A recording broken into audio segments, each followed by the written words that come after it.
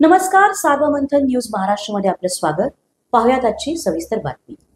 धनंजय मुंडे यांची पुन्हा मंत्रिमंडळात वर्णी लागते आणि त्या संदर्भात चर्चा होते. अजितदादांनी संकेत सुद्धा दिले, न्यायालयीन चौकशी झाल्यानंतर पुन्हा त्यांचं स्थान अबाधित असेल. त्याला जोडून एक प्रश्न झाला. आपण जर बघितलं तर बीड जिल्ह्यामध्ये बीडला पालकमंत्रीचा गुलाल लागला, केजला लागला आणि परलीला लागला. इतर 3 तालुक्याला आतापर्यंत गुलालच लागला पालकमंत्रीचा. तर आता स्वतः अजितदादांनी तसे संकेत दिलेले आहेत.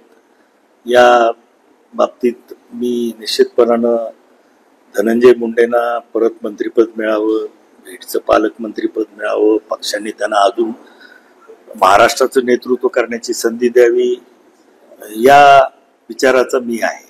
कारण की धनंजय मुंडे वयानं माझ्यापेक्षा लहान आहेत आणि निश्चितपणानं एक ज्येष्ठ या जिल्ह्यातला आमदार या नात्यानं माझे त्यांना आशीर्वाद असतील आणि त्यांना शुभेच्छाही असतील. मात्र जर असं पाहिलं तर एकीकडे तुम्ही अनुभवी आहात, अनुभवी असताना 5वी टर्म आहे, तरी सुद्धा मंत्रिपदाच्या बाबतीमध्ये मात्र तुमची मतदारसंघात चर्चा होते.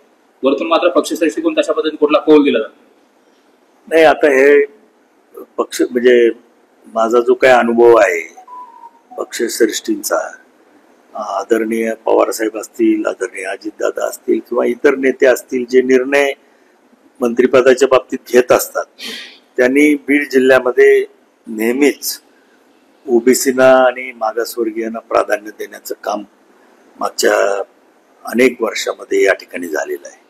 आणि त्यामुळं ती त्यांची विचारधारा आहे. फुले शाहू आंबेडकर यांची विचारधारा, सगळ्या समाजाला बरोबर घेऊन जायचं, राजकारण करायचं, त्याच्या बाबतीत कुठंतरी ते सातत्यानं बीड जिल्ह्यामध्ये हे प्राधान्य देत आलेले आहेत आणि त्याच्यामध्ये काही चुकीचं आहे असं मला वाटत नाही. परंतु त्याच्यामध्ये या पक्षाचा जो कणा आहे, ज्या समाजाने आजपर्यंत या पक्षाला नेहमीच ताकद दिलेली आहे, तो समाज मात्र दुर्दैवाने गेले 45 वर्ष पालकमंत्रीपदापासून, कॅबिनेट मंत्र्यापासून वंचित राहिला. ही सुद्धा वस्तुस्थिती आहे आणि याच्या बाबतीतही कुठंतरी विचार झाला पाहिजे असं माझं प्रामाणिक मत आहे.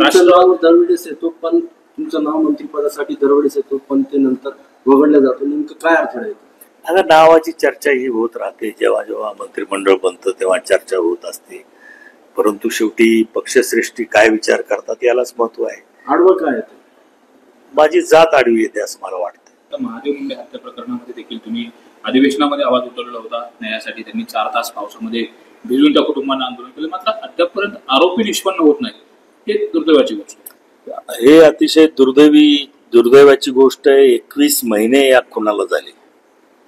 21 महिन्यानंतर एकही आरोपी निष्पन्न होत नाही. हे पोलीस प्रशासनाच्या दृष्टीनं अतिशय लाजिरवाणी गोष्ट आहे आणि निश्चितच याच्यामध्ये